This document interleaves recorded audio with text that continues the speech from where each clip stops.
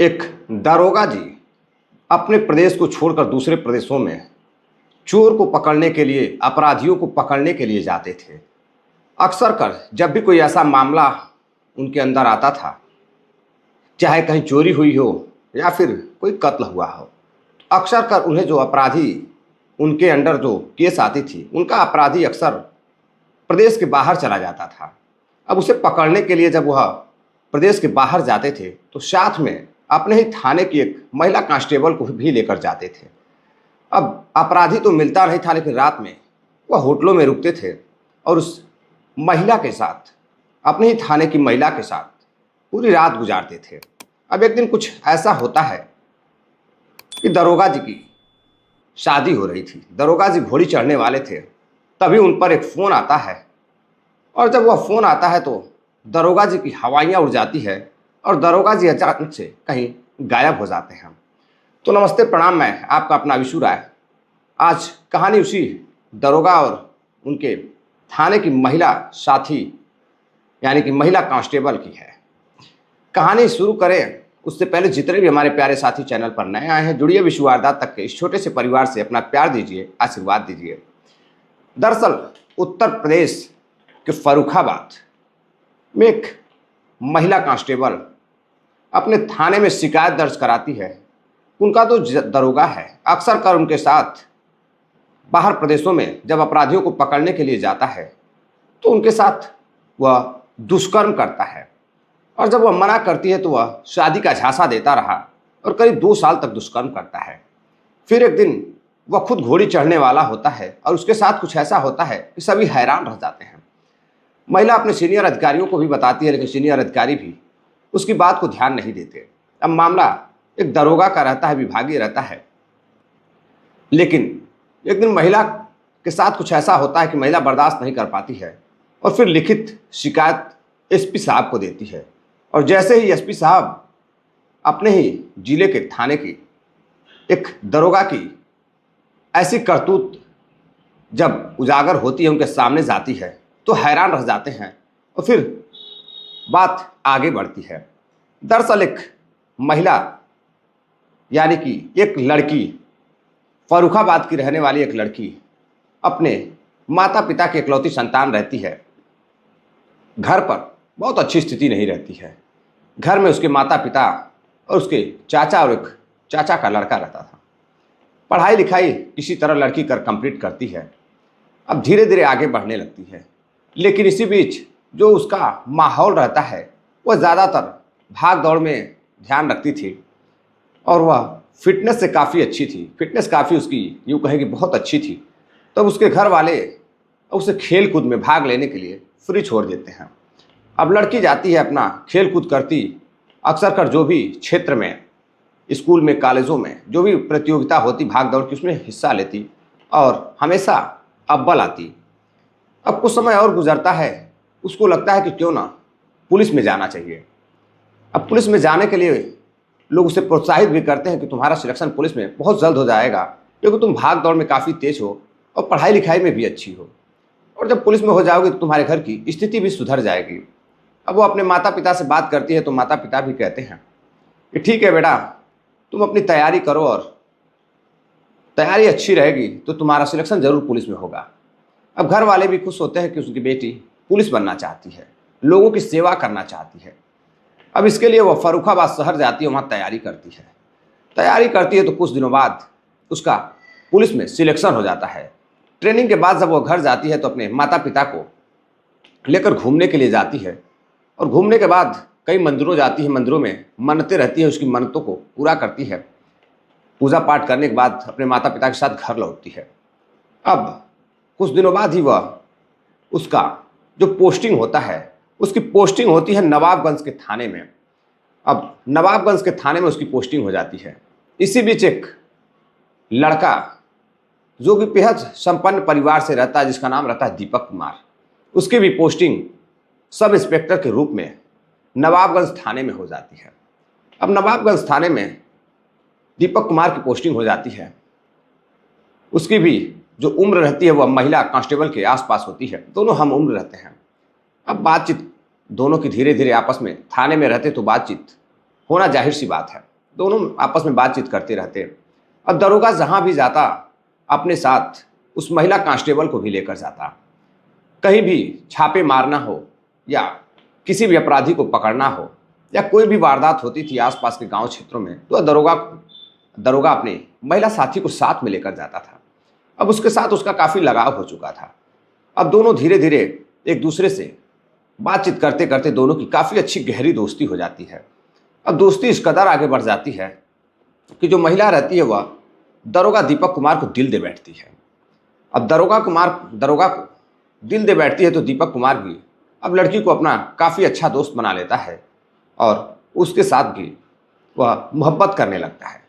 मोहब्बत आगे बढ़ती है तो एक दिन लड़की दरोगा साहब से बात करती है और कहती है कि दीपक कहीं बाहर घूमने चला जाए, कुछ छुट्टियां ले लो। दीपक कहता है कि ठीक है, बहुत जल्द हम लोग घूमने चलेंगे। तभी एक केस आती है जिसमें एक कत्ल होता है और अपराधी अपराध कर फरार हो जाता है और वह केस दीपक कुमार के अंतर्गत आता है। दीपक कुमार अब उस केस की जांच कर रहे थे।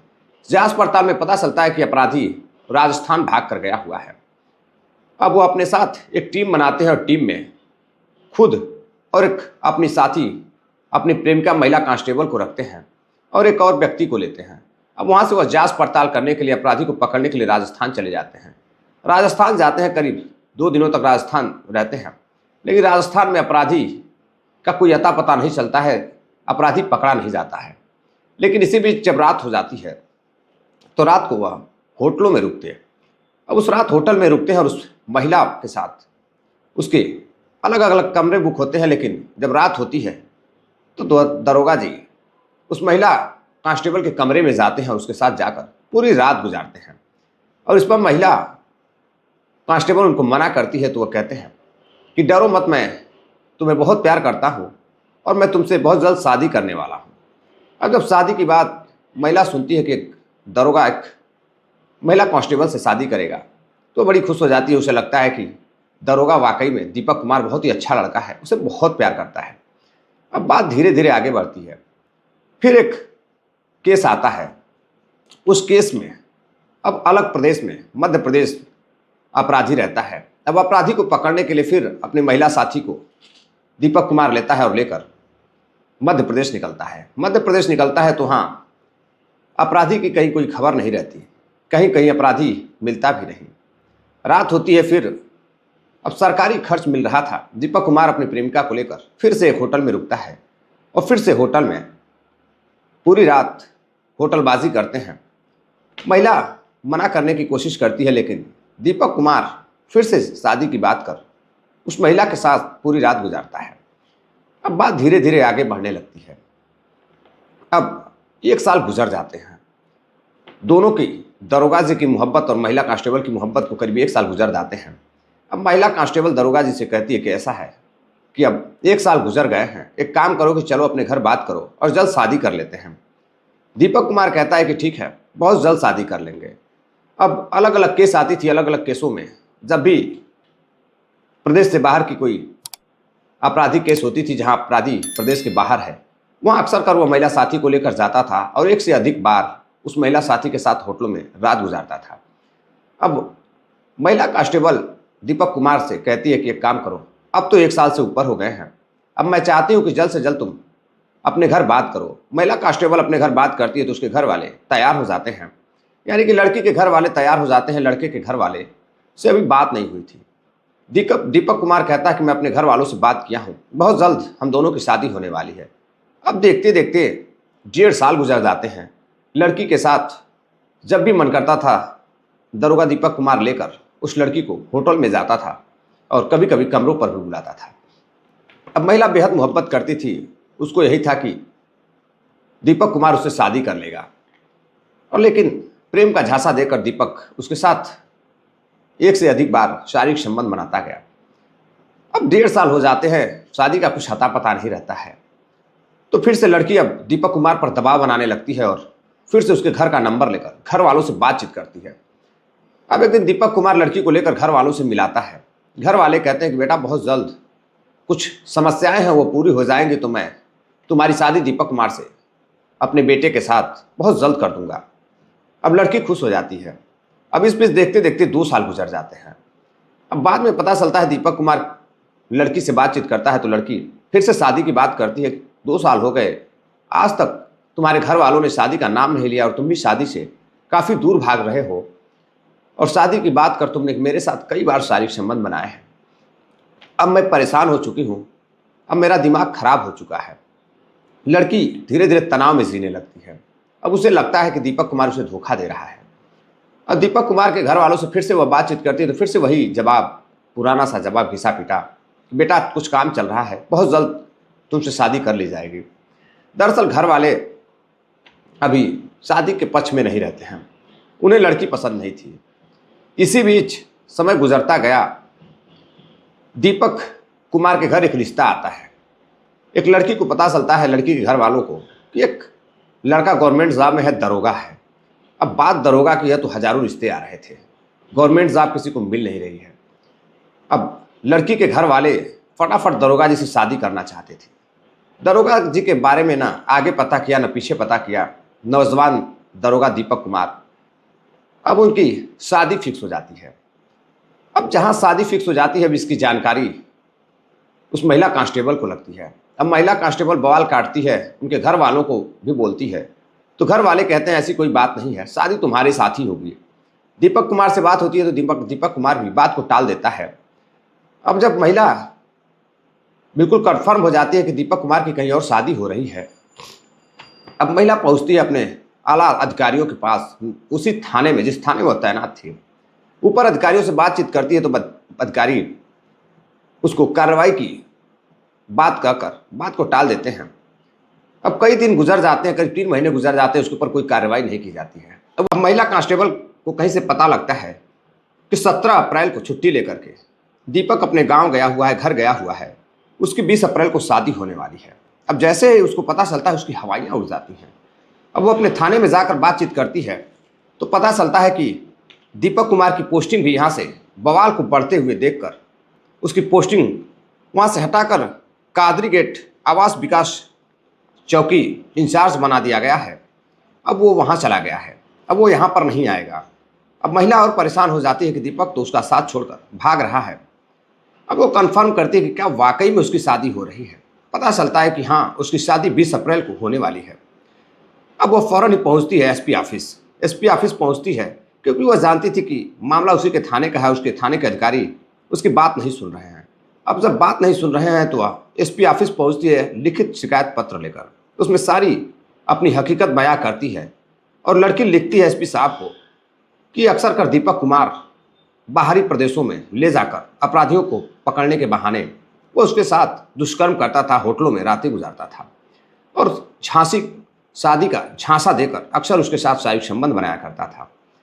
अब एसपी साहब जब यह बात सुनते हैं तो अभी सन्न रह जाते हैं, फौरन ही जांच के आदेश देते हैं और थाने से रात करीब 10 बज रहे थे, दीपक कुमार घोड़ी चढ़ रहा था। उधर लड़की वाले भी बेहद खुश थे, बैंड बाजा बारात सब कुछ धूमधाम से शादी हो रही थी। तभी पता चलता है लड़की वालों को कि दीपक कुमार जो दूल्हा है, दरोगा है, उसके खिलाफ रेप केस का मुकदमा दर्ज किया गया है। धारा लगती है 376, 509, 120 बी के तहत शिकायत दर्ज कर दी जाती है। अब जैसे ही लड़की वालों को पता चलता है, उनके भी चेहरे से हवाइयाँ उड़ जाती है। गांव में और घर में शादी का माहौल रहता है और गम का माहौल शादी का जो माहौल होता है वह गम के माहौल में बदल जाता है। और इधर 20 तारीख को छुट्टी पूरी होने वाली थी, लेकिन दीपक कुमार का कुछ अभी तक अता पता नहीं है। पुलिस कार्रवाई की बात कर रही है, पुलिस जांच पड़ताल में जुटी हुई है। दरअसल साथियों, अक्सर कर देखा जाता है कि ऐसी घटनाएं बहुत हो रही हैं। लड़कियां शादी से पहले ही प्रेम संबंधों में बनकर कुछ न कुछ ऐसा कर गुजरती हैं कि भविष्य में उनका जो भविष्य होता है वो अंधकार में गुजरने लगता है।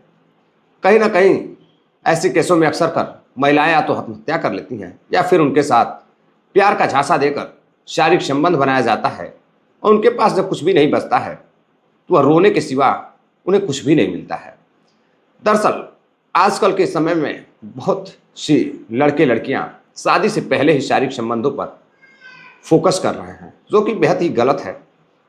माँ बाप के सम्मान को धूमिल करना ये हमारे समाज की सभ्यता नहीं है।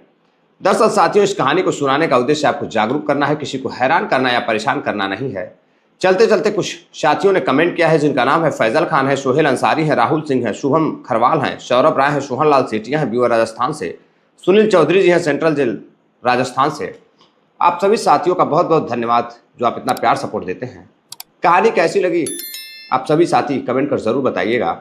और उस दरोगा के साथ क्या होना चाहिए, उसे क्या सज़ा मिलनी चाहिए। ऐसा भी तो हो सकता है कि महिला दरोगा से शादी करने के लिए दरोगा लड़का है तो दबाव बना रही हो, या फिर ऐसा भी हो सकता है कि महिला झूठ नहीं बोल रही है, महिला जो कह रही है वो सत्य है, क्योंकि कोई भी महिला अपनी इज्जत को कभी दागदार नहीं कर सकती।